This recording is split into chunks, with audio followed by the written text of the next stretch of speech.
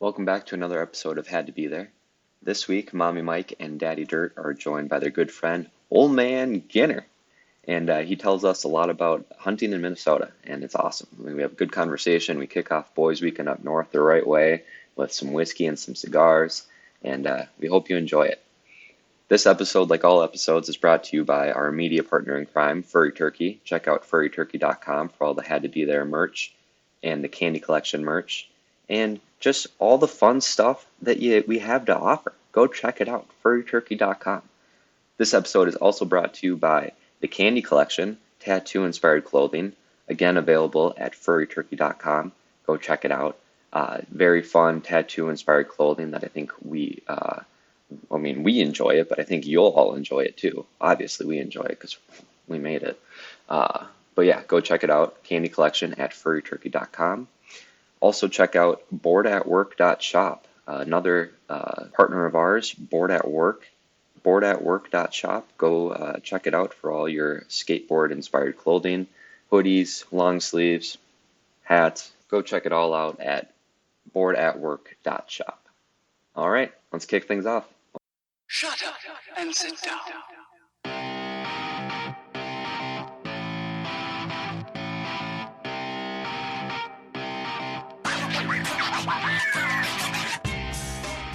Daddy Dirt and Mommy Mike present Had to Be There podcast. Hey, wanted to. Yeah, now it's too quiet. I don't know. Just keep it where it was. It was good. Was it? Yeah, Was it good for you? it was. All right. I don't know. You'll get 10 times louder as soon as we start the podcast, though. This fucking guy. Hey, we got a fucking professional sound engineer in here Yeah. too. So No, that's the problem. I'm not. I honestly think it was because of the headphones, because we had our headphones at different volumes the entire time. Yeah, it's because we're stupid So that'd idiots, be part dude. of it. We're stupid Jeez, idiots. careful, dude. You're gonna hurt yourself. Stupid idiots, dude. You're gonna hurt yourself. I swear to God, the wind just picked up when the music cut No, down. it's because of these. It's because of the chords. They That keep sounded like fucking rattling. They keep rattling. Yeah. So quit fucking around with your Just chords. drop them then, dude. Yeah. Drop them like a ball sack. Drop them out. Let me see them titties. Won't take a long look at those tig old bitties. Shit on my face because you ain't too pretty. Old Wheeler. We'll just end it there.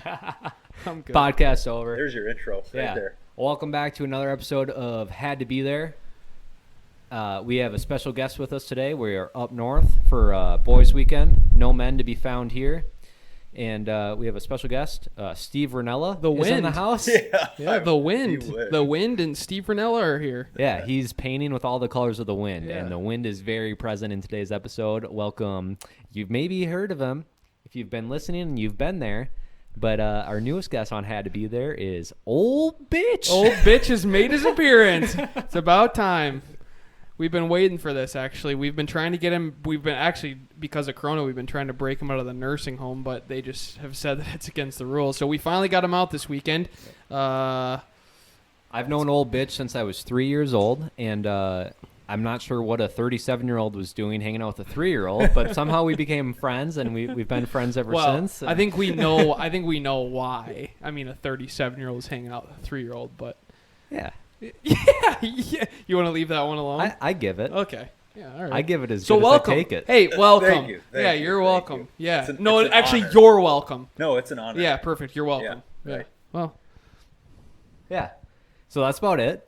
There's the hang. this is it. That's how Yeah. it starts. There's the hang. That's how it starts, and then that's how it ends. Yeah.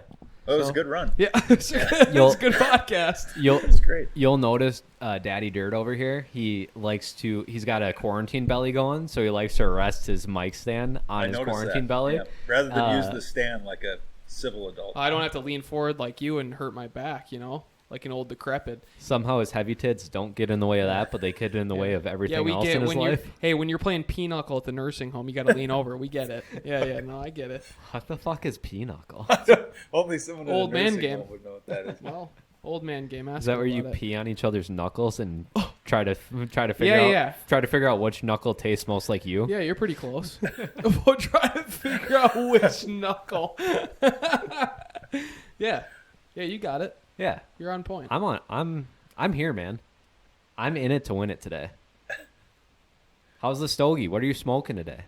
We're drinking some Bullet bourbon, American bourbon for Man Weekend. Yeah, I mean, rock- sorry, Very good. Boys Weekend. A Rocky Patel cigar.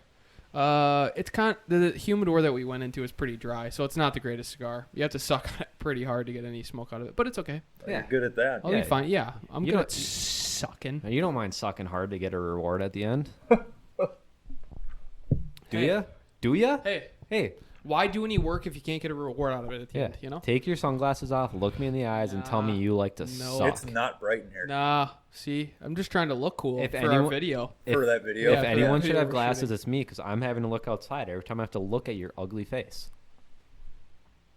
Oh, God, dude. You know what? That just pissed me off. It did, yeah. Such a cock move. What? You. You're a cock move. Just your being. I wish your- we were. just I your wish we had a video existence.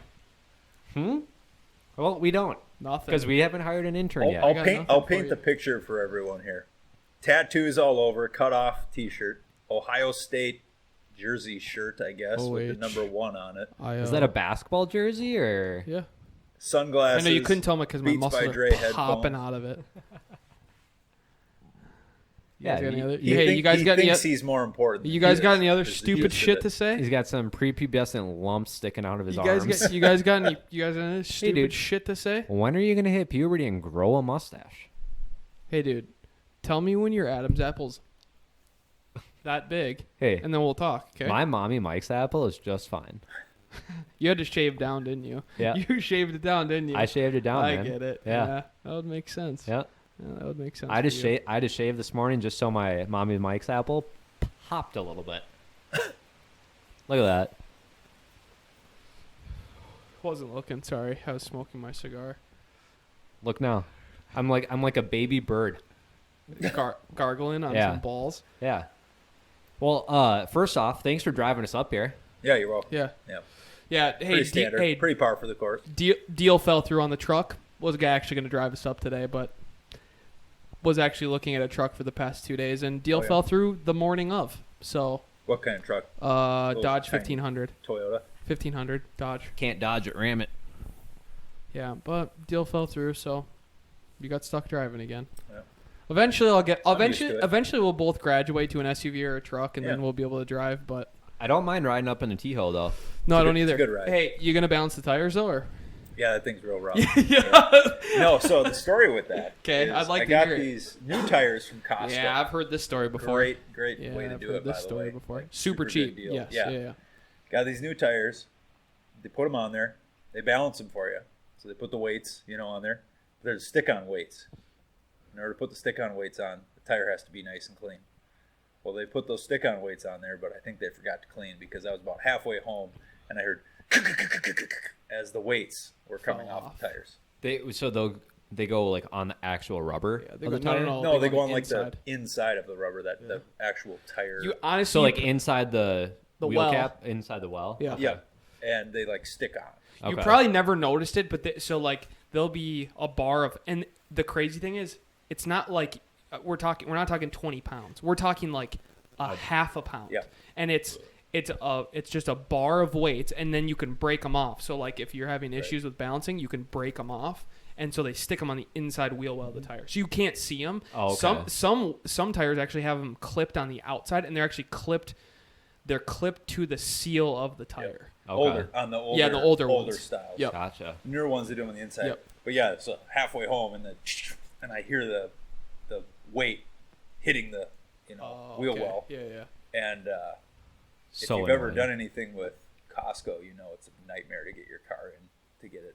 anything it's done so to it. busy. They Like have you- good tires though, don't they? great tires, great Well, it's service. super cheap. It's just a but pain in the ass. schedule to get in there is just horrendous. Mm. So my attempt at trying to get back in there, they didn't have any time available, and then COVID hit, so that I just haven't. been Oh, able it's to- like return. I just Have you haven't ever been able tried to to go back in, return but something at Costco? yeah, it's miserable. Oh, it's a nightmare. Oh, dude, I remember this. Wasn't that it on was the way me. up? With It was me. Was it just me and you? Yep.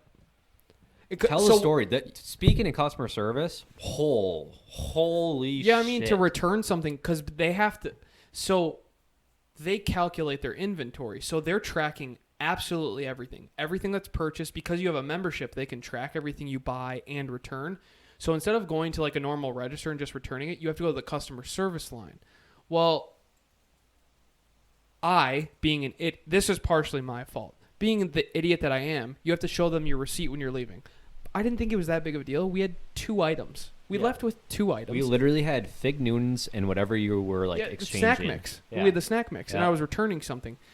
No, I did. Actually, that time I didn't even return anything. I'd thrown my receipt away. Oh, They had to get me a duplicate receipt. That's the biggest. Oh, mistake they in had the to go world. back to the server in the back of the fucking corner office and get my receipt because I didn't have it with me. Because so we checked out. Yeah. The checkout lane's probably 100 yards from the exit. Right. 15 feet after the checkout lane is a trash can. He nonchalantly, understandably, And I I'm probably an would have done the idiot, same Like thing. everyone else. But I know but- that. But I know that. But everybody does the same thing. Yeah. You're in a normal grocery store. Yeah. You get your receipt printed Yeah. out, and you usually Toss You usually put it in the trash can right next to where you just Tossed checked it out. away. Yeah. And then I was like, oh, cool, trash can. So I took a massive shit in it. And so we couldn't get the original receipt back because my poop was on it. In front of everybody. Why didn't we just try to go in the trash? There was probably nothing in it. I didn't even think about it. And so most of the people you go to Costco and most of them are just like, "Yep, thanks, great," and they mark off your receipt. Yep. Don't even look at it. Oh, the girl at the end of this was watching it. Oh, granted, We two things. I'm gonna say where two we were. things. I'm gonna say where we were. We had 2 things. We were in Brainerd, Minnesota. She was watching it like a fucking hawk. She literally looked at it and I go, "I'm sorry. I literally just threw away my receipt." I was like, "I know better than that. This is all we have." And she's like, "Sorry, I'm going to need a receipt." I go, "Really? I just have 2 items." She goes, "Yeah, sorry, I'm going to need one." I go, For 2 okay. items. It took us 15 minutes to get that duplicate receipt. 15 minutes. I'm dead serious. He goes, "I'm going out to the car, dude. I can't deal with this." He's sitting in the car. I think I went to the liquor store. And then I went out to the car. Yeah. You went to the Costco liquor I was store. like, I'll go Yeah. get the booze. You Yeah. deal with that. And then I went to the liquor store, got all our booze for the weekend, went out to the car, sat in the car for a little bit, pulled up. I was like, okay, perfect. He'll be done. I sat in a running car for another 15 minutes. Easily. Yeah, easily. It wasn't insane. just a 15-minute ordeal. It was like 25, 30 minutes. Well, and I've returned stuff to Costco before. The customer service line is always super long, right? When you go in there, people are always returning shit, always returning a TV or whatever. I went in to return a pullover. It took me 25 minutes just to return something. It's almost not worth it. The deals are so good, but to return something is a fucking nightmare. Do you think that's why they do it? No. Do you know that Costco makes almost no money on what they sell? It's just memberships. You've said that, but I don't buy it. I don't buy Look, that at all. look online. It No, is true. it's Yeah, I'm really? dead My serious dad true says the same because they thing. buy stuff at wholesale and they sell it at wholesale. Their suppliers have got to be losing so much money then. I don't know. I mean, whatever. That's how they make money. Yeah. It's just memberships Interesting. alone. Yeah. But the thing where I can imagine they make a huge profit is the business products they offer. Yeah. So they have big business centers. Oh, I bet you they make a killing. Yeah. A Well, killing. and their business accounts are like Yeah. way more huge. Yeah, right. Yeah, because they're buying Way more big expensive bulk than products. the Yeah. average person. Yeah. But I will still always shop at Costco. So cost effective if you want to buy stuff in bulk and you got a big freezer to put stuff in. So cost effective. Oh, yeah. You don't Or- have to or go to like toilet paper, yeah. paper towels. Well, and like we were talking about, like Oh, the dude, chicken. I have So toilet easy. paper for the next 7 years. Yeah. Well, if you have the storage for it, why would you not? I'm just kidding. I But don't. we It's do. so cheap, Like we do. you know? You go in and you buy something. We've had the same paper towels for a year. Dude, you have Irish Spring for the rest of your life. Yep. Yeah. Seriously, you buy a pack of Irish Spring and you have it for a year and a half easily. Yeah. You have toothpaste for, well, in my case, 4 years. Yeah, because you never brush your teeth. Yeah, but of course you have toothpaste for the rest of your life. You only brush your teeth once a day. That's not entirely true. It's 100% accurate. Yeah, it's not entirely true, dude. Sometimes it's every other day. Yeah. Yeah, in quarantine, it's hard to brush your teeth. You know, you got other shit going on. Okay, so this is why we brought you here, Ginner. We have some very poignant questions to ask you. Sure. How many times a day do you brush your teeth? Twice a day, Okay. at least. Okay. At least. Well, I mean, to be fair, you do have a good friend that's a dentist, so Yeah, right. Yeah. Dental hygienist, be careful. Be careful. You don't want to disrespect the guy. He's a dental hygienist, for fuck's sake. Very true. Very true. Yeah. How long do you got to go to school for that? 8 years? Yeah, I think Yeah, so. yeah, okay. That's kind of what I figured. Pretty accurate. Yeah. Oh, we all just took a sip at the same time. We're so That sip was sync, cute. dude. Okay, no, but actually, what I want to ask you in the truck, and I saved it for now, was so I bought Duck Call from Duck Commander. Well, let's give some backstory here first before we get into this stuff. So, old bitch, one of our best friends, oldest friends, not literally oldest. I've actually been friends with him since I was 3 years old. We're the same age. He's maybe a few months older than me, but he's but pretty old. all things considered, he's pretty young still. But he's creeping up in there. body. Yeah, he's creeping. Oh no, yeah, he's creeping up in age, but he's creeping too. He's creeping. He's got a mustache, so he's definitely creeping, if you know what I mean. Yeah. But best friends for going on almost 30 years now. Isn't that crazy? So nuts, so crazy, and quite the outdoorsman. He's the one that's kind of he's been through and through outdoorsman, hunting, camping. And Daddy Dirt and I are getting more and more into this stuff. Finally. And we're excited to have you on because we want to hear some stories, want to share some stories with the tribe about some stuff that we haven't been able to experience, but we've talked about. And just excited to shoot the shit, man. You're like I was joking in the beginning, but you kind of are. We're seeing you as our Steve Ranella to this show. Well, that's a lofty honor. I appreciate that. But yes, no, I am. I mean, I am an fill his outdoorsman. shoes then. That's been my. I grew up. The difference between the other two and I is that I grew up with it. Obviously, my dad was pretty instrumental in getting me interested in it, starting me in it, and I remember specifically going hunting when I learned to walk. I mean, as soon as I can remember life as it is, I was hunting or fishing. I mean, that's just how it was growing up, and not everybody gets that. I mean, you guys didn't grow up with that, so that's I think that's makes a big difference. We didn't. I mean, when I grew up, my dad didn't even have guns. Right. I mean, your dad had guns. Yeah. But we had no guns, no nothing. Right. Like I've consulted. Both of you have consulted. You have consulted other friends on like even camo to buy stuff like that. Where it's like I gotta outfit myself with everything. Yeah. Well, and my dad was into it, and my dad came into my life when I was like 8, I guess, Right. 5 to 8. But I was never really into it. I don't, for whatever reason, I just never.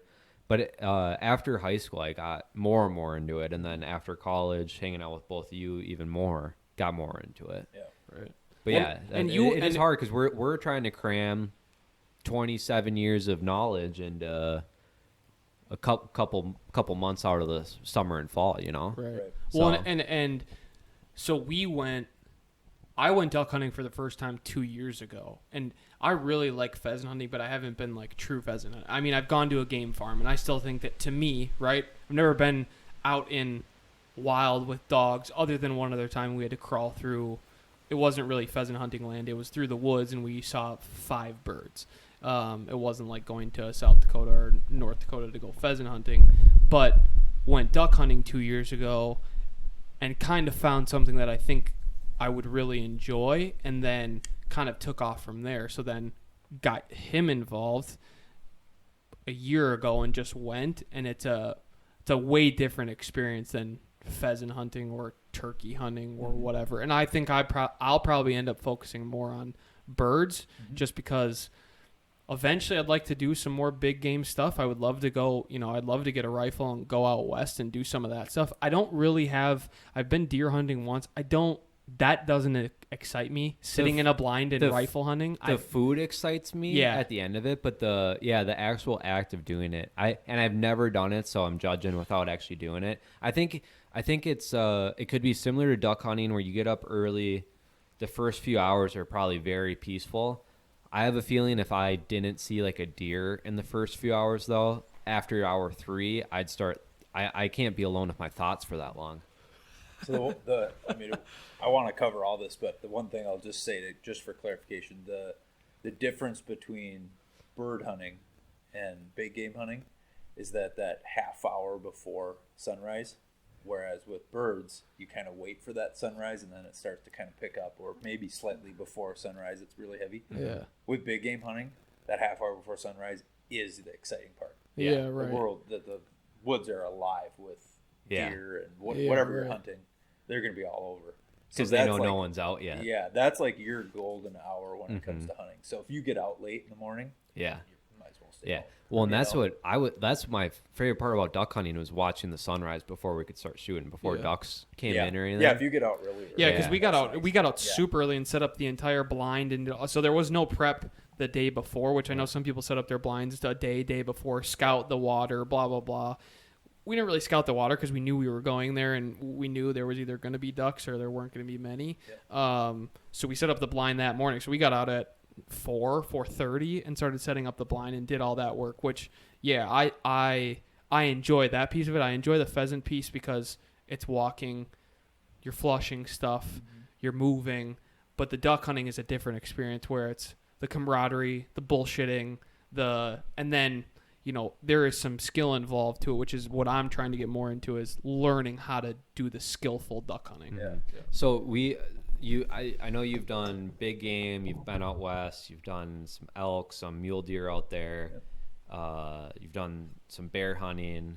I haven't done bear. You haven't done That's bear the hunting. one thing I your wanted dad's to- done bear hunting. My dad has What did done you all grow that. up doing mostly? Like turkey, duck, and pheasant.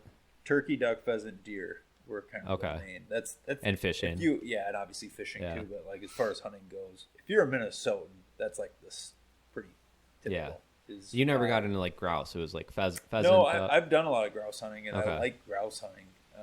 The big problem that majority of my hunting time has been during kind of the downturn of grouse hunting. Mhm. So the grouse are very cyclical; they are everywhere, but especially in Minnesota, they have this huge peak where they just are everywhere. Yeah. Population booms, and then they go through a pretty steep decline where their population plummets, and that's normal. It's nothing harmful about it, but it's really common. And when that happens, hunting them is pretty difficult. Pretty Okay. hard to find them.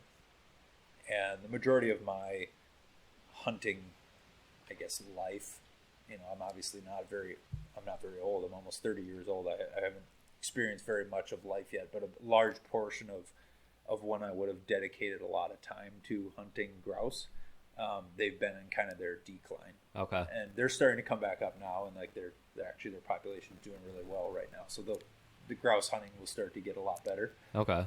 But that specifically kind of explains why I haven't done as much of Yeah. that as I normally would. But So mostly like pheasant, duck. a lot of turkey. pheasant, a lot of ducking and goose with that, obviously, and then lots of deer. That's pretty common for Minnesota. Minnesota obviously has tons of deer, so that I grew up with that. Yeah. The bear, my dad was big into bear. Actually, my dad and his brother were big into bear when they were younger. I haven't done it yet, and I actually was supposed to apply for this fall, but I ended up not doing it just because I didn't have the vacation allocated to go. It's pretty time and labor intensive to bear hunt. You have to go pretty much every time you go to your area where you're going to bear hunt, you have to bait. Minnesota, it's pretty bait intensive. Yeah. So you have to go like multiple weeks in a row with bait in order to get that area kind of set up for bear hunting. And I just didn't. I looked at my schedule. I just didn't have enough time. Yeah. So, It's a big commitment. So how Yeah. long do you really how long do you want to allocate towards a week, 2 weeks? How long does it really it's like a take? month. Of Oh, baiting. really? Yeah, prior to Okay. actually going out in the woods. Wow. you got to get them So, used to going to that yeah, area. You got to get them kind of conditioned, and the reason it is set up that way is because of Minnesota's topography and geography. Super, especially in the area where we have high concentrations of bear, super dense. Yeah. Super dense. So the idea that you're just going to go sit in a deer stand and see a bear just without doing any baiting is Yeah. pretty slim. I mean, you have to get them really close to you to be able to see them, and so that's why baiting is legal here. Other states are different with that because you're able to see bear from a lot further away in high bear country. Here, that's not the case. Is the bear population pretty? Is the bear population pretty dense compared to size of other states, or is it pretty sparse compared to other states? Bear population is the black bear. So in Minnesota, we only have black bear. Yeah. And the black bear population in Minnesota specifically is actually rising pretty substantially. It's pretty high right Is that becoming a problem for some of the conservationists, or? It's becoming a problem for the residents in certain Oh, areas. okay. Black bear are pretty safe as far as like human interactions go. Yep. They're not like they're not going to Aggressive, attack people. yeah, They're not right. super aggressive. They're actually pretty terrified of humans. Yep. But they do a number on, especially like things around the house. So Right. like bird feeders. If you leave any food out. Oh, yeah, that things makes like sense. That's where Yeah, they yeah. can cause a lot of their damage. Right. So that can be a problem. Right. And I know people have had issues with like sometimes pets, Right. or like things like that. Right. It's kind of minor stuff, but it can be a nuisance if it keeps happening. Right. My dad, their cabin is up by Leech Lake, and obviously up there it's a pretty bear intensive area. They have a problem with their bird feeder. Their bird feeder's knocked down every single time. Do you want to pause this? Yeah. We had to take a quick break. The dog was interrupting us and making a lot of noise. But thank you for listening. We'll pick it back up right where we left off. In the meantime, go ahead and follow us on Twitter and Instagram at Furry Turkey. Hope you enjoy the rest of the episode. All right. We're back at it. We're back. We were having the birds and the bears talk with Ole Man Ginner here. Yeah. So we were back on. I guess I asked you about density in terms of density of bears and compared to other states, and you're saying it's more so because they're infringing on the human population, not because of necessarily density compared to other states. Hey, real quick, can you leave your mic stand on the table so you get scoliosis No. by the end of this episode? Oh, fuck that. You see how far I had to lean back? You were It's so hunched Little over. kyphosis. What's up? All right.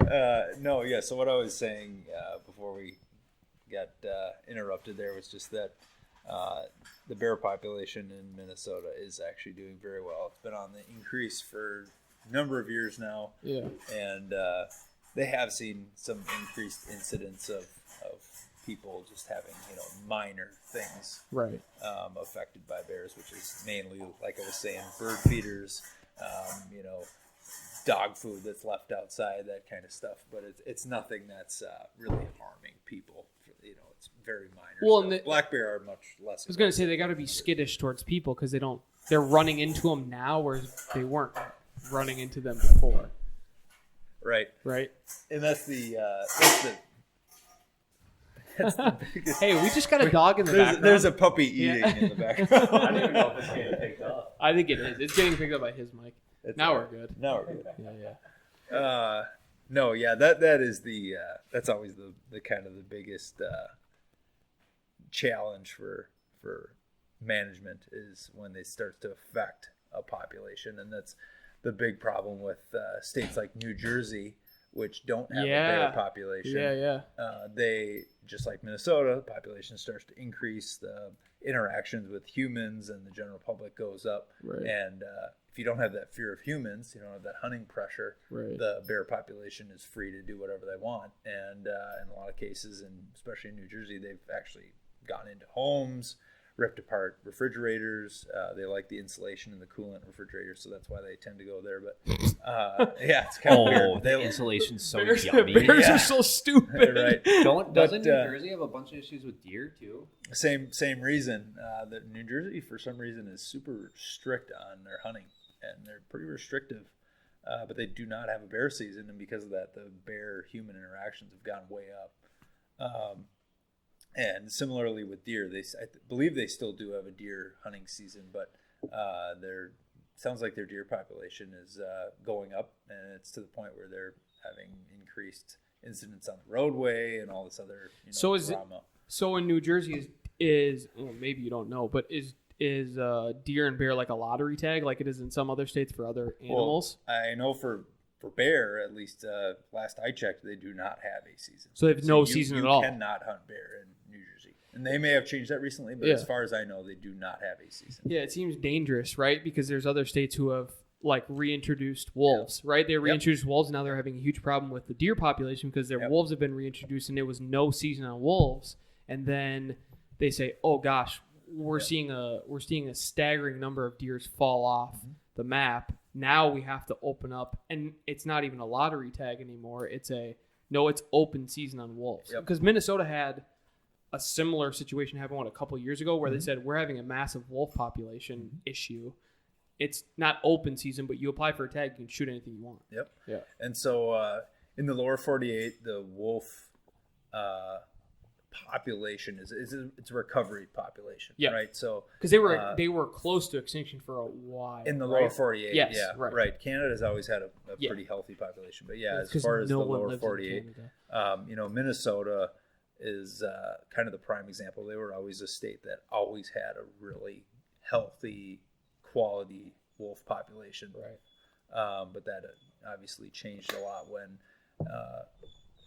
basically wolves were pushed to, like you said, almost extinction in the state. Right. And reintroduced, population exploded as you'd expect. Perfect habitat for wolves here. Yeah. High numbers of deer, lots of... Hey, imagine that, the Minnesota Timberwolves. right, yeah, right, exactly. They're named after them for a reason. No, but perfect population here, growth is exactly what they'd expect. Yeah, It right. just took off, Right. just like it should. And like anything, once you get to a certain recovery status, There's a which is threshold. the famous word that they like to use when Yeah. you're managing wildlife, but once you get to this certain recovery threshold, Yeah. you place the management of that animal in the state's hands, and they're allowed to have a hunting season for them or Yeah. whatever you'd like to do. In order to do that, though, you have to remove them from that federal protection, which is what So hang on. So it was a federally protected animal. Yep. Federally protected. Yep. Minnesota wants to reintroduce them. So now they have to go to the federal government to say, hey, look, we're having a problem. We need you guys to unrestrict it in Minnesota so that we can hunt it. Yep. So Okay. basically, how this all starts is that the funding to reinstate a population, just like grizzly bears in the lower 48, it was a reinstated population, and they were put on the Endangered Species Yep. Act, and so they were covered under that. The ESA laws Yep. is what they're famously called. Right. And the goal with putting anything on that is to recover it, right? And Right. you have to set parameters on what that recovery looks like. So Because there's that threshold that you ultimately hit. right. So we could say, like for the case of let's use elk. Like Yeah. elk's the prime example that a lot of conservationists will use. If we were going to say we need to recover elk to what their native populations were, well, okay, if we're going to do that, almost every state in the United States would have elk, Right. right? So Hey, bring it on. yeah, well, like Yeah, thank God. I'd love to hunt elk in Minnesota. That'd but be we fucking awesome. don't have that protection, right? Right. Like, so we've removed that, and they're hunted in a lot of different states. Colorado being the one that has the most elk of anywhere else. Right. But they're under state management. They're hunted, and their population. Granted, they've had some issues recently with their population, but for the most part, it's a healthy population, right? That's the important part, though, is when you set these regulations, this ESA regulations, you have to define what recovered is.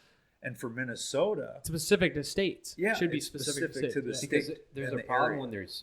when we reintroduce wolves, but then there's a problem when there's too many of them, right? Right. Yeah, And you there's that can't- threshold. Right. Yeah. And what they're realizing now is that we're never going to recover the wolf population to what it was. Just like we're never going to recover the elk population. We to what probably it was. shouldn't.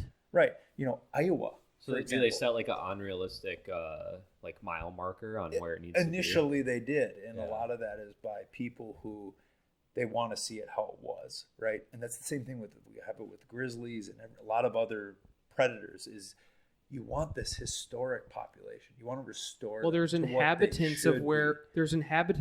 there's humans where they used to populate. That's the big issue. Is Yeah. people don't take into account that their habitat is not there. No. So the elk that used to roam Iowa, for example, or Right. Illinois or Wisconsin, that habitat is not there anymore. You can't So force we the can't- same number of things back into a Exactly. smaller exactly area. with that's mixed with humans. Yeah. It's just not realistic. Yeah. So you have to take that into account, and people are starting to realize that. With the then wolves, the natural predators aren't there either. So, I Right. mean, obviously the wolves are a predator. Yep. But if you're talking about elk, you can't put the same number of elk that were used to be in the world Right. back into the world because there's not enough predators to exactly. balance it all out. There's Exactly. less predators Yep. because there's more people and more Right. communities. And so for the obviously It's simple math. we're obviously very interested in Minnesota since that's where we all live, and majority of us do majority of our hunting in the state. Wolves, we reached that threshold of recovery that the state would like to see Like quick. quickly, Yeah. as expected. Yeah. Perfect, like I said, perfect habitat for wolves. The problem is the ESA and organizations that want to see the wolf prosper fought reducing that restriction. They fought the idea of having a hunting season for wolves, and eventually they won. The conservationists won, and there was a hunting season on wolves, largely driven actually by farmers. Farmers were losing tons of livestock to Yep. wolves. Yep. And you also had the hunters, the big game hunters, the deer hunters, and those who would fight the idea of having wolf populations increase because they thought they were killing all their deer, right? So my hunting property is in northern Minnesota. And now I have all these deer, Which is a dumb and concept. then you bring in these wolves, and now the deer population's nothing. Okay, that realistically that's not Migration not pattern. happening, It's just right. changing. Yeah. Wolves are very important for the ecosystem. They kill deer. I mean, that's their food source, Yeah. right? They're not going to decimate a population. There's not enough of Did- them. did- There's not enough There's of them. not enough. Didn't they do this in Yellowstone too? And didn't Yes. the elk and the deer move up further in the mountains, They so had a allowed the huge problem. vegetation to grow down in the Exactly. valleys, And and the it's whole cyclical, ecosystem right? balanced Yeah. itself out. Where it's like It's you cyclical. can't look at a number Yeah. after a year or two or whatever it Right. was, and then make a Yep. conclusion off of that. You have to look at the whole ecosystem as a whole and how So it's impacted. there's a living study. It's called Isle Royal. It's in Lake Superior. Yeah, right? yeah, I've heard it's of part this. of Michigan. Yep. Yeah. The only thing that's Is been that Fight placed- Island? Is that what? Is that Fight Island? Yeah, clearly. Yeah. Iowa Royal. Isle Royal. Dude, that's where they're doing the fights. I'm telling you, it's not Richard It's Branson's an bullshit international island. waters. So- Fucking idiot. Well, it's not international. It's on Lake Superior, but it's Michigan technically land. Yeah. But it's a living study of the relationship between moose and wolves. Those are the only two large 'Cause animals. on because I Earth. remember hearing about this in science class. Because it's a perfect ecosystem for both It of is. them. It's isolated. Yeah, right. So what they've done is they had this moose population there that's been there for a long time, and then they introduced wolves into that ecosystem when they reintroduced wolves to Minnesota and Wisconsin and all that. And what they found was that initially wolves got in there and they just decimated the moose population. Because right? that's what happened Moose in population Yellowstone, dropped. correct? Yellowstone, they introduced wolves, and wolves became a humongous problem in Yep. Yellowstone. Lowered the elk population. Yes. Yeah. Went nuts. Yep. But what they found on Isle Royal is the wolves never decimated the moose population to the point that it became extinct or limited them to enough that their population was ever in danger. Like a natural reduction. Right. What ended up happening was the wolf population started to decline.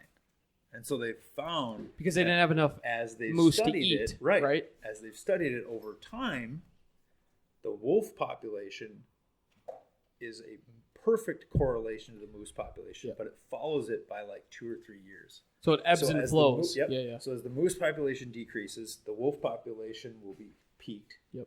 But as the moose population goes down, a year or two later, the wolf population will start to go down. And they start to go down because of starvation, lack of food, or lack of nutrients to spread among the wolf pack. And then once it reaches kind of that bottom, the wolf population will start to level out. And then the moose population, all of a sudden there are less wolves, the moose population will start to go up. That's And that cycle that's natural. has continued. That's natural evolution. Right. And before humans got introduced and thought that they knew what was better for animals than animals knew, that's what ended up happening. Right. So- Before we were introduced, Right. animals level themselves out Yep. all over the entire They do. country. The problem with it, though, is Isle Royal is void of human. Right. So you don't have that other factor in there. Mm-hmm. And so that's why Send me in there, man.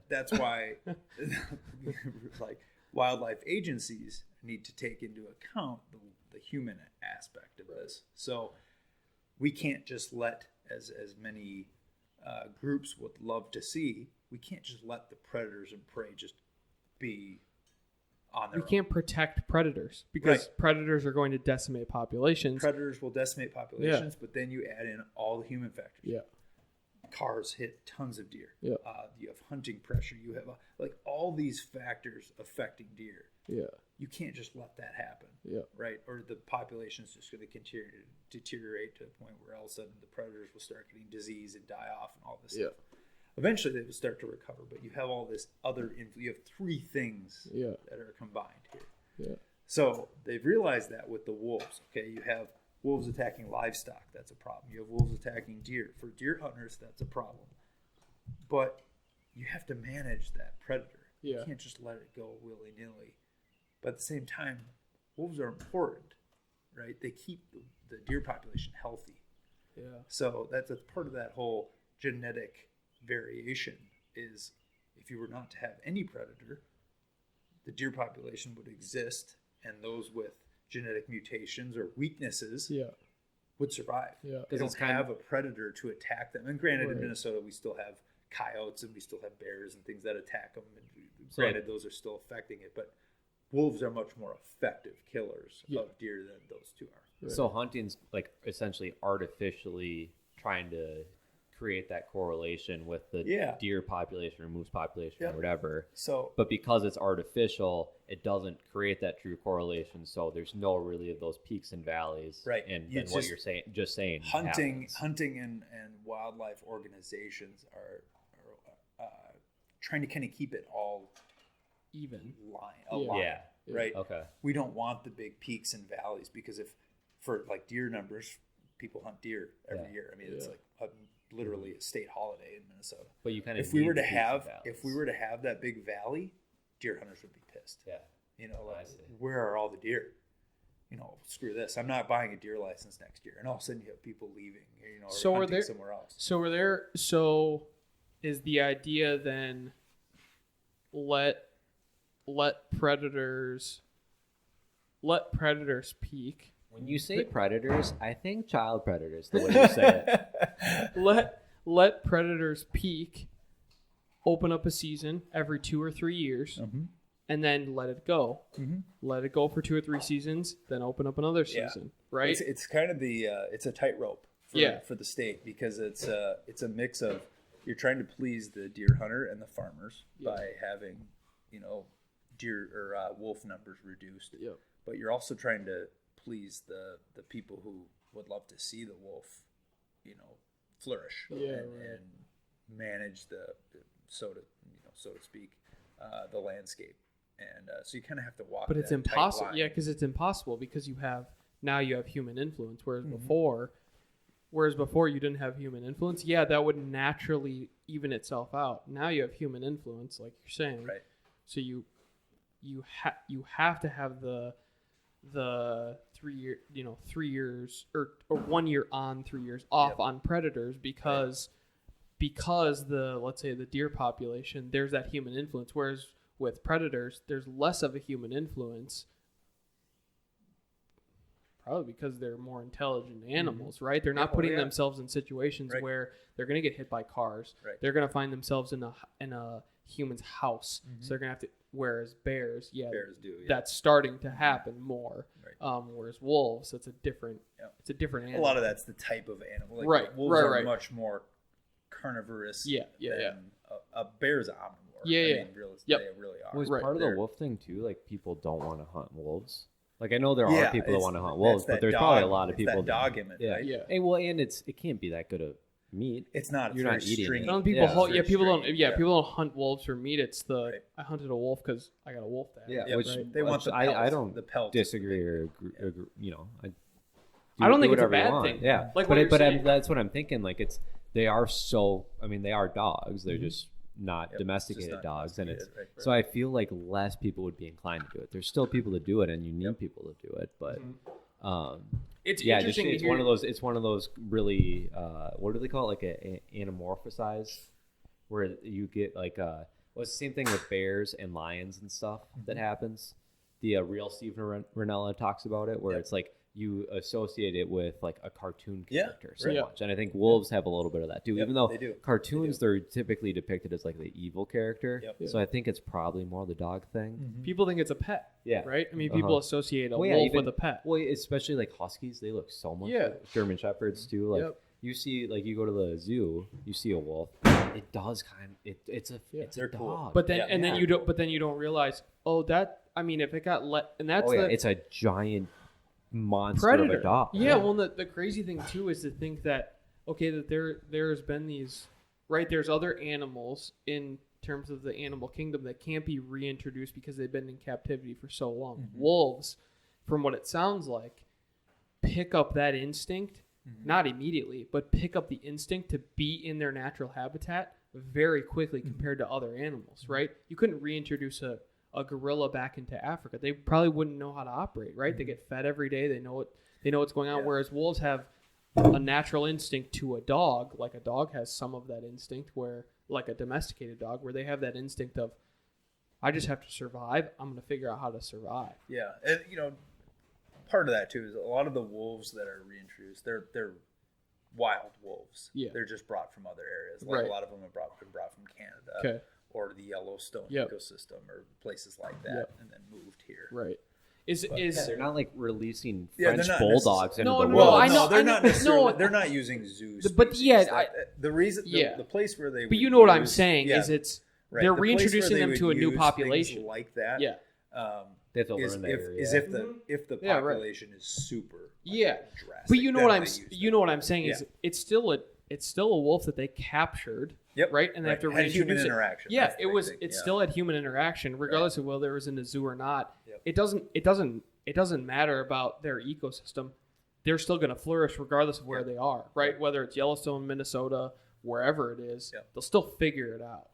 Whereas, yeah, I mean, obviously, a zoo wolf is probably not going to be able to figure it Yeah. out Right. or have a harder time. The ironic part about wolves that a lot of people don't realize is obviously wolves do a number on any ungulate species, right? So in Minnesota we have deer, we have elk, and we have moose. We don't have a lot of elk, but we do have some elk in the Right. northwest corner of the state. Yeah. Our moose population has been struggling for numbers of years now, right? They've attributed a lot of that moose struggle to what's called brainworm, and it's basically a parasite that is found in slugs and other small crustaceans that live on the forest floor, that are on grass and all these other things. And when a deer, white-tailed deer, eats them, it gets into their bloodstream, circulates through their body, matures and goes into their brain. They have and that. it's What is that worms, called? What right? is it? They're actual like physical worms Yeah, yeah. in their brain. Well, deer have evolved with these worms, so it doesn't bother them. It doesn't kill them. It doesn't harm them in any way. And so this worm creates these eggs and releases it back into the bloodstream. Yeah. And then the deer will poop it out or whatever, and then those eggs are part of the soil again. When a moose comes along and eats that same slug or whatever animal it eats with those worms, that parasite gets transported into the bloodstream. It goes through the same process, goes into the brain. Well, moose haven't evolved that Yeah, it protective, hasn't evolved yet, right. that protective ability. So brainworm really affects moose, Right. like significantly. Right. If you see a moose That's with brainworm, nuts. they appear drunk. Yeah. Like they appear very disoriented.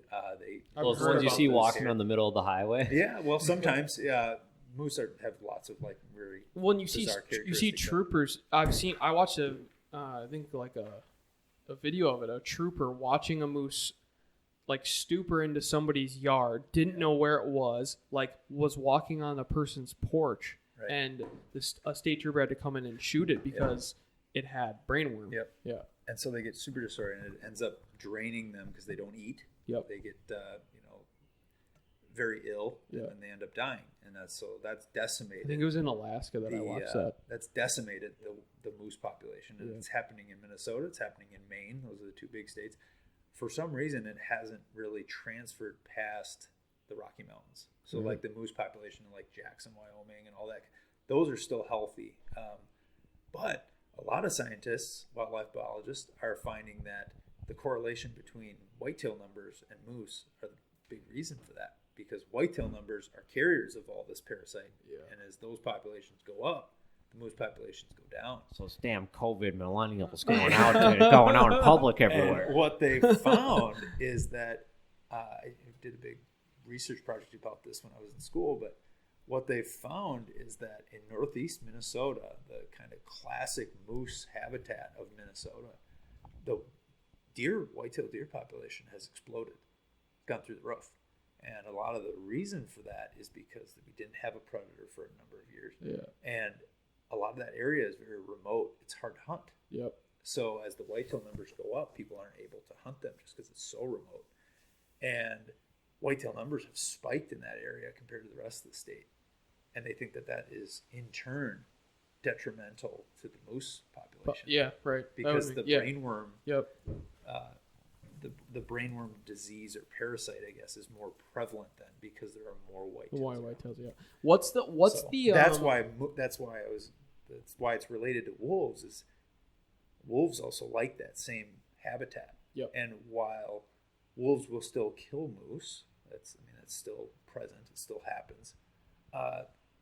They're beneficial actually in the long run to moose because they're going to help lower that whitetail population, which hopefully will eventually help the moose population. What's the That's so cool. What's the it's so crazy how balanced it is. I before you get into your thing, I know the people listening are dying for us to ask this question because I don't know it and I'm very eager to know the answer to it.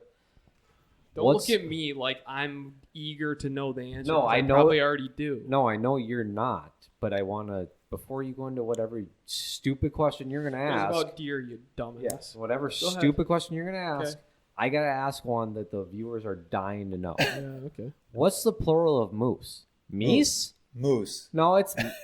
How is it not meese, dude? I know. You'd think if it was goose and geese, it would be moose and meese, but it's not. It's goose. All right, Hey, go it's into your moose. Hey, stupid moose question and now geese. that we know the real answer. Hey, I'll put this up for a poll. Dumbest question ever asked on our podcast? Maybe. Dumbest? Maybe. I don't know. Let the viewers decide. Yeah, I hope. Let's see what follow-up question you have.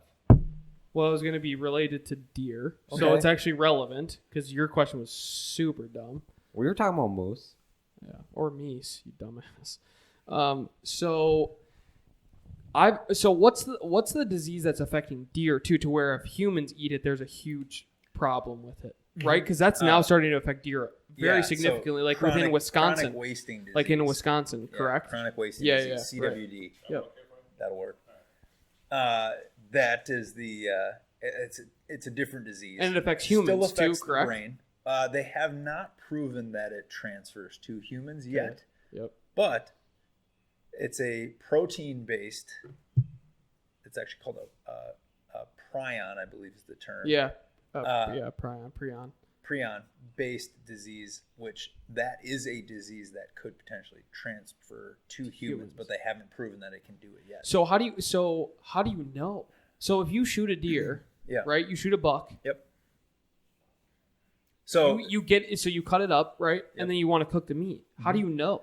So they've made it mandatory in certain sections of the state that chronic wasting disease has been a problem, that you have your deer tested. That's the only way to know. So the butchers have to test them. The butchers, they send it to a lab, but essentially The butchers send it to a lab. Yep, it's their responsibility. Gotcha. It's the hunter's responsibility to bring it in and then have it tested. Right. That's the only way to know. I believe the kind of scientific research done on it is that deer can have the disease and not show symptoms for I think it's like a year and a half or something like that. COVID, dude. Yeah, right. So It's COVID for deer. it's Hey, dude, deers. DeRay. John DeRay. Yeah, tell me. So that What's a single of deer? a deer? Doe. There is a deer. There are lots of deer. Yeah, It's yeah. just What's deer. Hey, what's a single of deer? Tell me. He probably Los doesn't know. Deros. Oh, okay. So yeah, we have this chronic wasting disease, Yeah. and when they, like you said, you could very easily shoot a deer and you'd have no idea because they're not symptomatic. Well, and because it significantly affects. Well, it has, from what I've listened to, significantly affected deer populations in Wisconsin and Iowa Yep. or Upper Midwest. So it usually follows places that have a deer See, herd. dude, I've been doing my fucking research. Yeah, you have. That's good. I'm impressed. This is the smartest I've ever heard you. I'm just cool sitting back and listening to this. It usually follows deer. It usually follows deer farms. So it was a big deal. Huge in Wisconsin. Yeah, it was a big deal Yeah. in Colorado. Was Yep. one of the first places that really had it, and Okay. it was because a deer farm. All those deer are in close proximity all the time. They're feeding close to one another. The famous exposure is when the two deer come nose to nose. That's Yeah. like the classic instance where they spread the disease. Try to And brain to so brain. what they were having was all these deer were feeding in close proximity, and that one of them would develop this disease, super contagious. It would pass it to the next one, the next one. All of a sudden, it would decimate the whole deer farm, and then all it takes is one wild deer, to come up to the fence and touch noses with one of those deer inside that Right. enclosure, and all of a sudden now it's spread to the wild. Right. And so they've had that same in Minnesota and Wisconsin. Yep. And it's usually circled right around Yeah. enclosed deer Yep. farms. Yep. And these deer farms are not, the way I'm explaining it makes it sound like they're bad, but the deer farms are good. They're used for research. They're Well, used yeah. to create the famous Tinks spray that we all put out when we go deer hunting, the doe and estrus Yeah. scent. I mean, they're used for lots of Well, they're things. needed. So Yeah, they're important. needed. Yeah, right. But a lot of this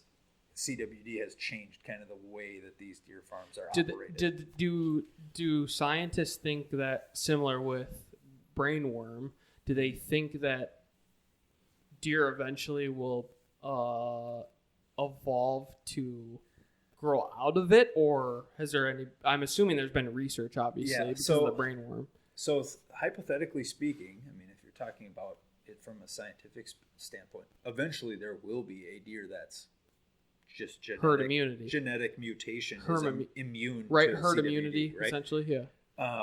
The problem though is genetic mutation Sweden and with evolution. coronavirus? That takes hundreds of years, thousands of years even. Right. So the brainworm evolution, that was thousands of years for that Right. to happen. That's kind of the hope with moose, is eventually they'll develop a mutation, but it's going to take a super long time. Same with deer. It would take a super long time for them to develop an immunity. So just then- because there'd have to be so much, it obviously start with one genetic mutation that is Right. immune to that Right. to that prion protein Yeah. disease, and then that deer survived, so he can reproduce. Oh, well, then he reproduces to the next one who now has that mutation. It has to do all of that, and just think of how long that Is would that take. is that more likely? So is that more likely to happen in a deer farm, or is that more likely to happen in the wild? You know what I'm saying? Yeah. Do you get what I'm asking? Yeah, no, I know what you're asking. I think genetic mutation is kind of a random thing, so I don't know that anyone would be more. It would be more it would inclined to be more happen in a different inclined to hat. happen. Yeah. I was just it's gonna say- a random thing. Yeah. I feel like our role in that then is to just keep them alive long enough for that to happen, Yep. so that they Pass never go through. Yep. Yeah. Keep them alive long enough, Yep. and what they're doing, just from a management perspective, is the areas, the kind of the hot spots where that's happening. So the prime example of that is in Brainerd, Minnesota. We have that classic deer farm where Yep. they study deer and do all this research on them. That was a hot spot for this CWD. So they created a kind of a hot spot, which was the deer farm itself, and then a certain number of miles around it. Yeah. And then they create like a warm zone, which is a little further out, Yeah. and then a cool zone. And they established a certain number of deer that they wanted killed from that area. Yeah. And it's a lot higher than it normally would be. because they want to reduce the deer population in that area to try to just try to make the spread of the disease as minimal as possible. So keep it in that one area to effectively create herd immunity over a series of maybe hundred thousands. You won't necessarily have herd immunity because when a deer gets it, they die. So there's no they don't survive reproducing from it really that they've found, or at least that I've read about. Yeah. But by isolating them, you're giving the rest of the deer in the state some time until they can figure out a way that they can. It may come down to something like a vaccine to stay away from it to deer, yeah. And they hope that vaccine will cause that mutation, and then they can pass it along and as they reproduce. But it's science. They need to do a lot of more research on it. Another question I know our viewers are dying for us to ask. I wish we had a video of this. Please go ahead. Please. Do lions call it pride pride immunity? Yeah, pride immunity. I don't know. Ask some of our ask some of our viewers in I don't know what, and I'm in Africa where there's Sahara and lions exist. Do fish call it school immunity? Good. I'm just wondering. These are the questions that need to be answered. Continue. Hey, by all means, continue. Okay. So what would you call a group of people? Tribe. Furry turkey tribe. Tribe. Hell yeah. The fucking tribe. Because hell yeah. Softball, dude. Yep. Keep throwing them. Hey, easy. Go ahead.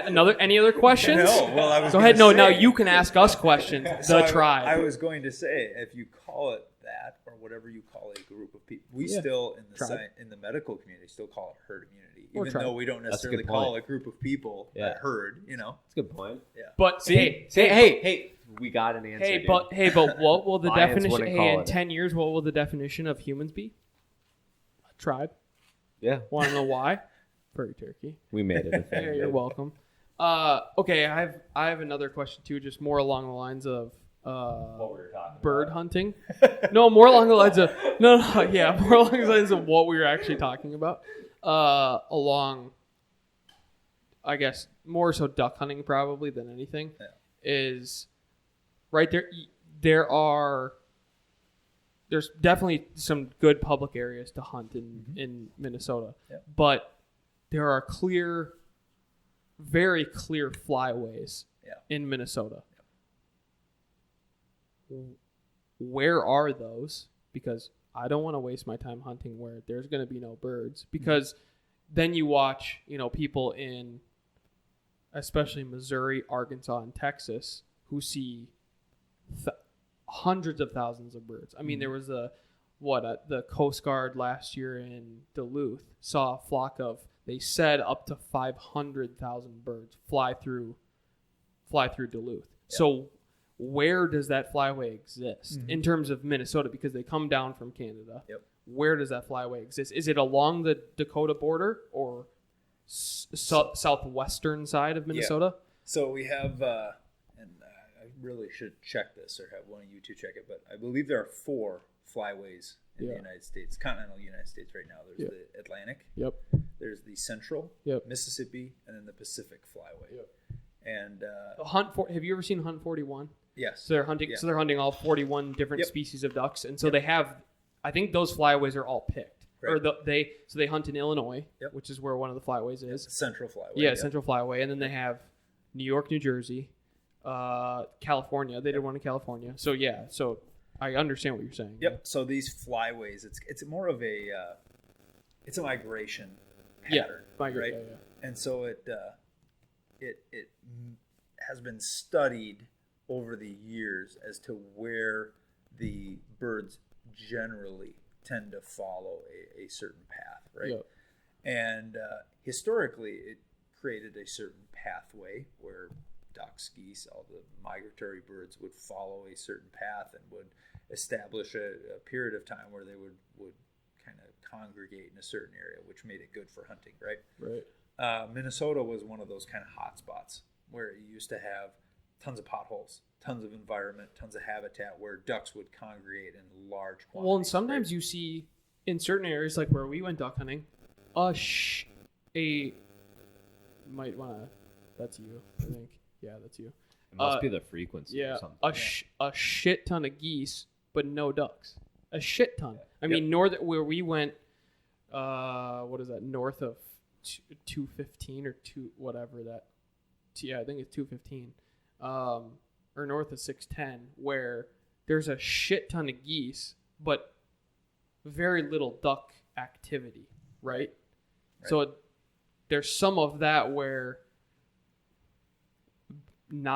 being novice to hunting ducks doesn't make a lot of sense, right? Why are there a bunch of geese in this flyway, but there's not a lot of ducks? So those flyways are, you guys were right, by the way. That's what I was looking up. Yeah. It's 4. Yeah. And those are all for all migratory birds. All migratory birds. They all and follow the same I one. misspoke a little bit when I said Illinois. Illinois is in the Mississippi Flyway. Okay, so not flipped Central those Flyway. two. Yeah, I flipped those two. Central Flyway is slightly further Yeah, west. Central's the biggest one. It is, The furthest west one was pretty small, and then Yep. our strip was kind of Pacific's small. The Mississippi's small. Yeah. So the Wet. Mississippi is the one that has changed the most. Well, that's why you said hunting in South Dakota is like hunting like nowhere else, right? That's central. Well, so the Central Flyway that was always the famous migration from Saskatchewan, Yep. right? So you had all these like high numbers of birds that would migrate down through that, and that used to be a huge source of migration, right? And then you had the Mississippi Flyway, which had a lot of birds from Hudson Bay, which was further up north. Yeah, further You'd east. get these huge, numbers of geese and ducks and all these birds that would come down that Mississippi Flyway, and they literally would, like the name says, they'd follow the Mississippi all the way down to the Gulf. Yeah. But as they move down these flyways, they have to have habitat there. Yep. And if the habitat's not there, that flyway is going to change. Yep. Right. And unfortunately, in Minnesota's case, we've experienced that pretty dramatically. Back in the 50s, Well, because 60s, you see 70s, Louisiana's a shit ton of some perfect habitat. Yeah, for it's ducks. more timber hunting. Yeah, but yeah. Lots of duck hunters though. Yep. The whole way up as you march up those states. Yeah, right. Missouri. Perfect habitat for ducks all the way around. Right. Minnesota still has that. The problem with Minnesota is we're also a very big farming state. Yep. And so as farming technology started to kind of ramp up and increase, we started to develop drain tiling. And drain gets tiling rid of the water. Yeah, drain tiling is this magical technology that you basically put a large tubing system that's got like corrugated pipe that you put into the ground of your farm field, and it drains the water, the excess water, out of an area and makes it better for farming, right? So the farmer who it's like a highway drainage system under a farmland. Yeah, it's basically a sewage system underneath the farmland. Yep. So these farmers who used to have this huge wetland in the middle of their farm field, they used to get all pissed.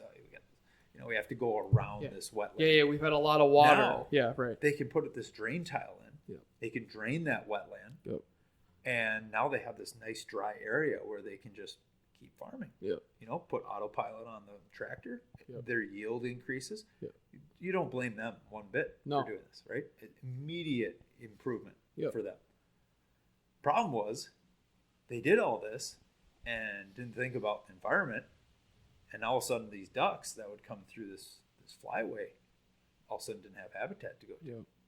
All these water sheds, whether it be a pond, whether it be a wetland, whatever they were, that or standing water in a farm. Water. Yeah, so you would have these rain in the year, and it would create a flooded cornfield, for example. Right. Perfect. Yeah, like in art, like perfect. Duck habitat. Like the thing is some of the things that I've watched or looked at is right. There's a lot of people in probably more southern regions of the country who are okay with, I had my yield. Now I'm going to flood my entire crop because that's the primary habitat. Yeah. Like you're saying, for a flooded crop field, that's the primary habitat for ducks. So then you have this, though. You have this practice of drain tiling. Yeah. And all of a sudden, all of these wetlands that used to just dominate the landscape, I mean, when you would drive in Minnesota outside of the cities, outside of the suburbs, everywhere you hundreds of miles, there were wetlands. And everywhere you would go, there were ducks in them. Now all of a sudden you're draining all those to create better farmland. And like I said, you can't blame the farmer for wanting to increase his yield. Right. But there's consequences to that. But So why do you think there is that, though, here versus other states where there's some of those places where... Regulation. So yes. Okay. Minnesota has been very helpful with that? to the farmers. Yeah, right. And allowed draining. So there is a... It's not like this is just a free-for-all. No. You can just drain anything. No, you have to get permits for it. There's permits for it. There's Yep. a process. And you can only drain a wetland to a certain level. Yep. Right? So there are regulations in place where you could have a large wetland. Well, you can only drain it to this level or reduce it by this amount. You Right. can't completely remove it. Yep. And other states are just more stringent on that. They don't let you drain as much of the water. Minnesota lets you drain more maybe than other states. That's was the problem. Sorry, was this like an expected result of this, or did we like notice like a shortage of ducks and we all got in a room and some genius was like, oh yeah, it's probably because of this? That was the problem, is that we did this. We started doing this drain tiling, and then some duck hunters said, why are there no ducks here? Well, it's And then very they had difficult put to two and two reverse. together. It's Okay. super difficult to reverse drain Yeah, tiling. it I is. mean, So it's, it wasn't like a hard jump to make No. to be like, No. oh yeah, there's It no was- ducks. it Oh, was that done- happened. Yeah, okay. it was done with good intention, but they were not thinking about what the consequences. well, of it's their a, actions it's would be. a, I mean, it's like you look at like the 35W construction. That's what it is. I yield my time. It's a huge construction project. I mean, to put in drain tiling costs a shit ton of it's money, super expensive. and it's labor intensive. Yeah, Very yeah. I labor mean, you're excavating ground 2 to 3 feet under the ground to create tiling, so it funnels into either a normal stream or it funnels into a normal runway for water. Yeah, so that was part of the problem, is that they're putting this drain tiling in and they're like, okay, we have to send it somewhere, Yeah. right? So they built ditches. Yep. And so initially they were saying, oh, well, Been doing my fucking research. look I'm at this. impressed, man. Look at this. I created this ditch Yeah. with running water in it. Yep. That's duck habitat. There's grass on either side of the ditch. Like, I did my part. I created a habitat. But the problem is, a ditch is not holding water It's not all year sustainable. long. No, it's It's flowing not water. sustainable. It's flowing water. There's no microorganisms Mm-hmm. necessarily in that. There's no freshwater shrimp. There's no habitat there. Bunch for of ducks. pollution because it's on the side of the road. Yeah, ducks can't lay their eggs in there. Ducks can't do, whatever. You're not going to have any Mm-hmm. local ducks nesting in that area. You're not going to have any local ducks hanging out in there. Yep. Sure, they may pass by, and if there's water in there, they'll land in it, but that's not a habitat. No, It's just a stopping they're just point. stopping point. Yeah. And so the other consequence of that is they created these ditches. And I had all this water from, they have this huge acreage of land. All of a sudden they create one ditch to support all these. All of a sudden all this water is funneling into that one ditch. Well, where does that ditch go? Well, that goes to a river, or it goes to another ditch, which feeds down to a river, which meets up with 10 other farmers' fields. Now all of a sudden we have all this water that used to sit in a field and used to dissipate, go into the ground aquifers, go into whatever situation. It was part of the environment. Now all this water is getting rushed away, and now it's going into the river. Okay, well, what happens when Why we do you send think the tons of river water into the river? Why do you think We're when we having don't to have a flood. bunch of why do you think when we don't have a bunch of snow? So right, we have average snow every year. The Mississippi now floods every year Yeah. because of that So exact there's example. there's this very famous, they call it the 50-year flood. Yeah. So the Red River Valley, which is Yeah. northwest Minnesota, it runs down the Red River and then down into the, it combines and turns into eventually in the Mississippi, right? Yeah. So that valley used to flood. They said it was the famous 50-year flood. They'd have one flood every 50 years, and approximately. and it'd go right? feet. I mean, Well, now yeah, that 50-year flood is happening every year. Yeah. And the reason is because of drain tiling. Yep. There is so much water Yep. flooding these waterways. Yep. And it's not even like we're getting an excess amount of water. It's a normal amount of water, but it's not staying in the field. It's not draining into the aquifers. It's going into these waterways, getting transferred into the rivers, and then they're flooding. Yeah. Well, I mean, there's like I see it working in St. Paul is the St. Paul Yacht Club is set up. I drive past it on the road, and it's built probably 15 feet above the river. But now every single they build it 15 feet above the river.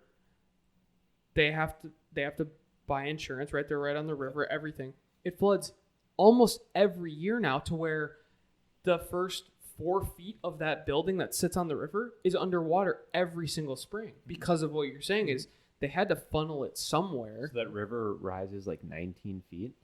Yeah, a shit ton every single year. That's insane. So every spring, regardless of whether you like that math? Yeah. Regardless of whether it rains or not, the runoff from the melting of the snow automatically floods the river. So you see warnings for probably 3 or 4 weeks in the spring of the Mississippi River flooding because of that exact example, because of the drain tiling issue.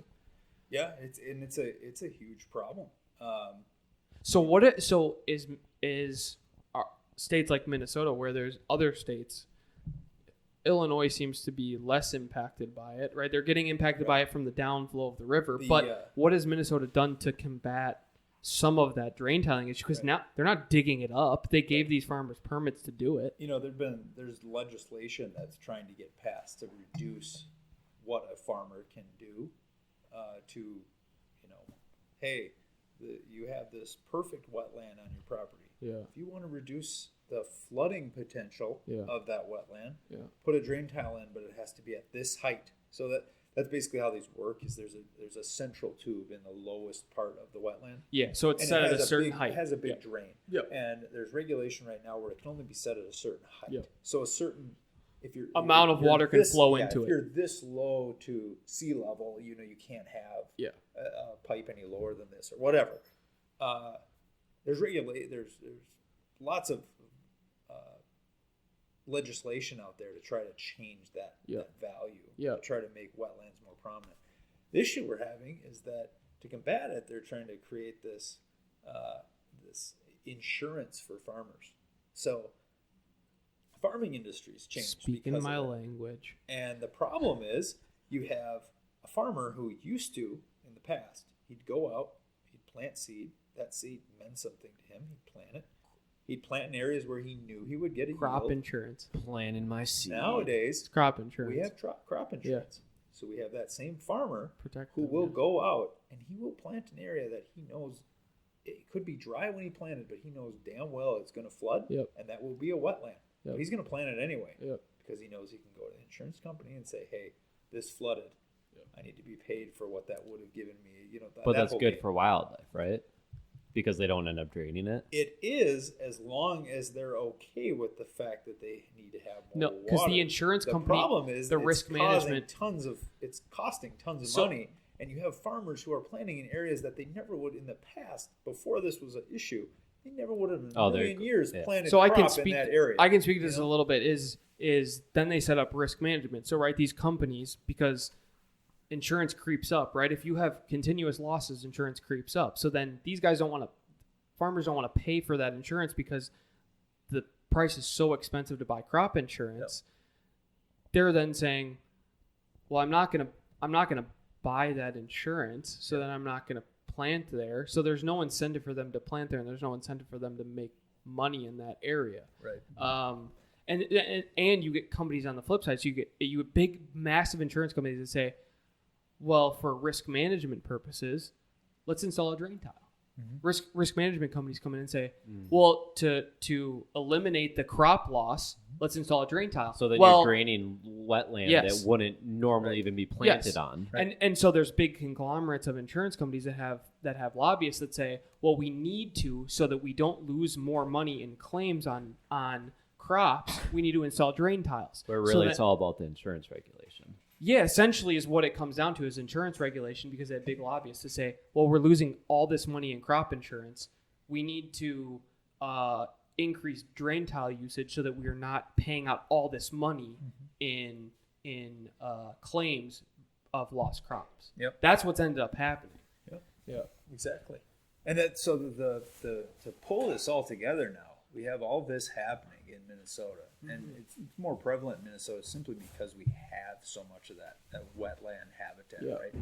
That's like what made it such a great duck hunting habitat. Well, for years defrosting years and years. everything, that creates a lot of natural habitat. Yeah. So you have this continual loss of habitat, right? When each of these wetlands get drained. Yeah. And there's no incentive for the farmer to keep that wetland. No. I mean, if he's not a hunter, what does he care? Yeah.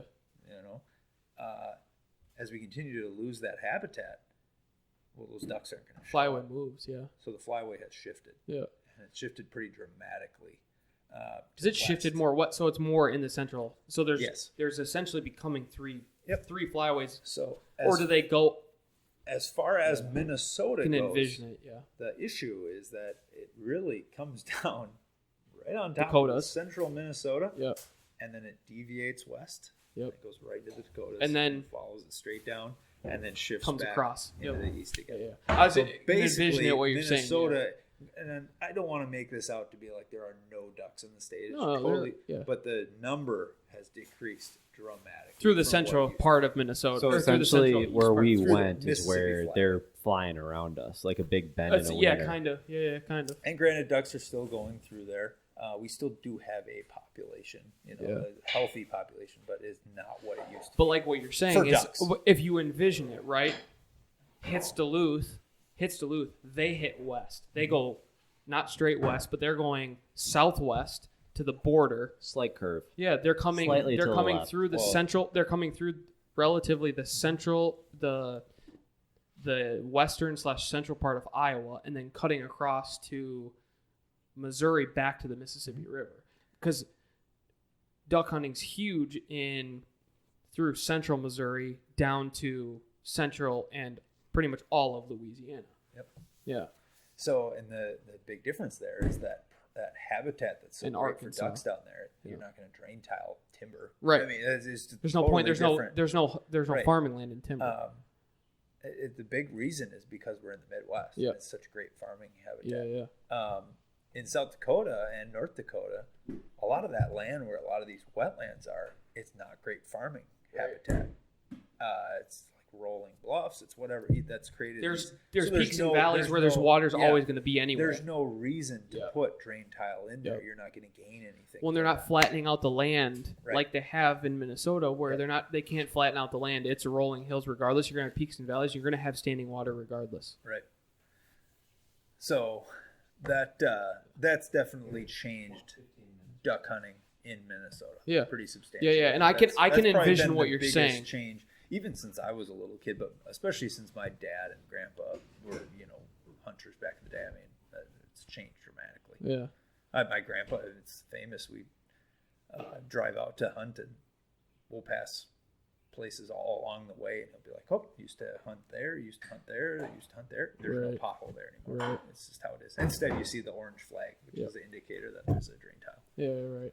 Right. Is that what that means? Yep. When you look out in a field, farm field, and you see an orange flag, that's a drain tile. Because they mark it for the combines.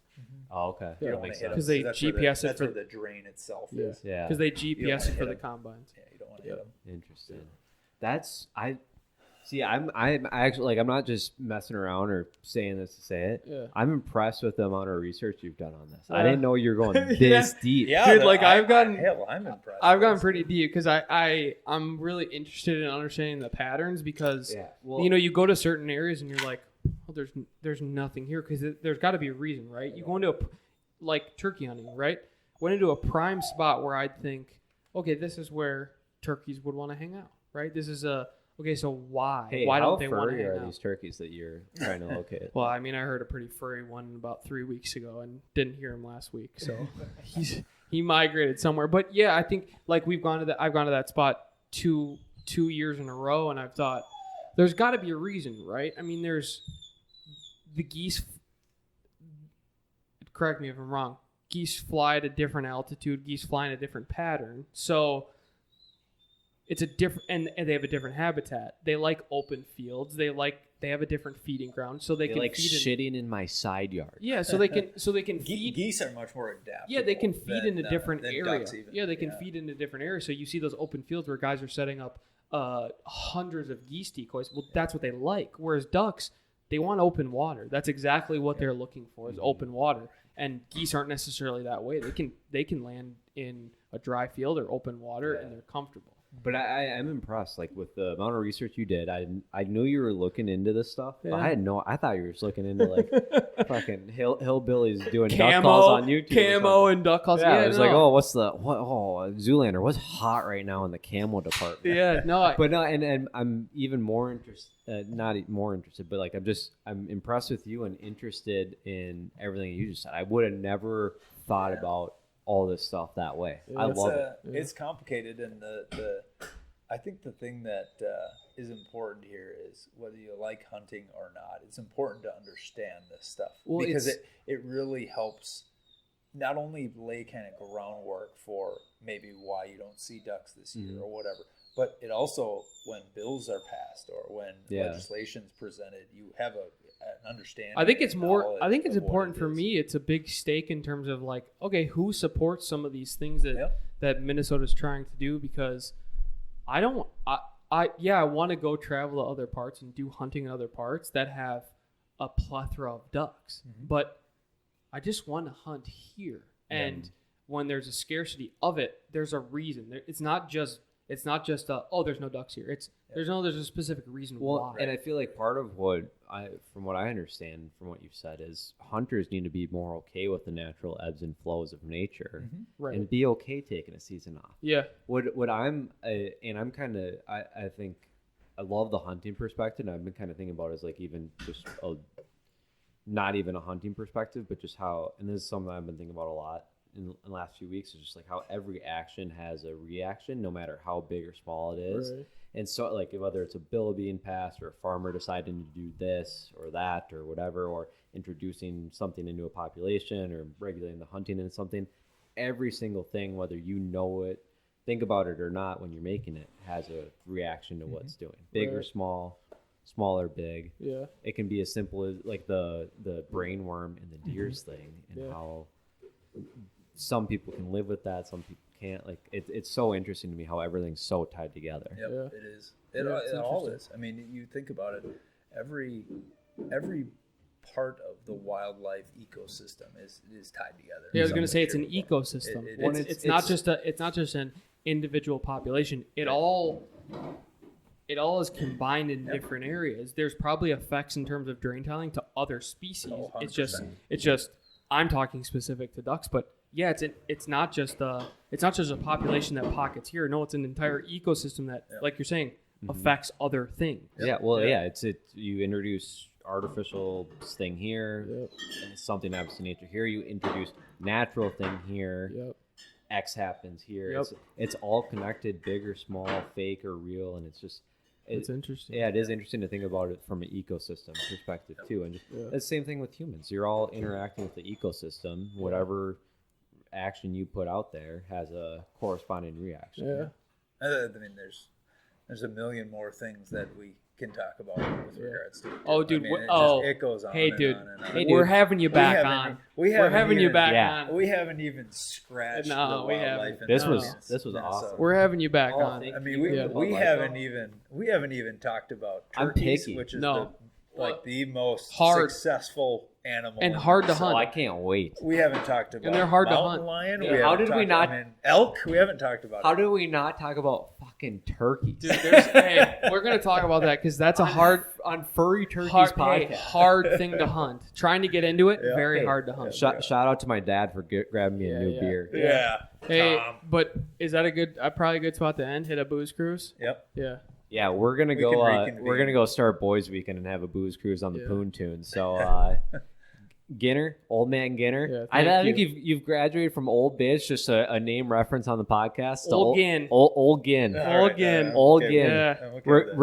First recurring character on the Had to Be There podcast. I think you're gonna be around for a while. You crush it, dude. In my opinion. Yeah, I think we'll let the tribe decide ultimately. So if he doesn't come back, it's your guys' fault. Hey, but if this takes a hunting swing, might take a hunting swing. Oh yeah, no, I love this, I honestly think a lot of people are gonna like this. So, good, I hope so. Appreciate you voicing here, and Love you, man. Yeah, thanks for Absolutely. coming Thanks on. for having me on. Appreciate it. Thank you.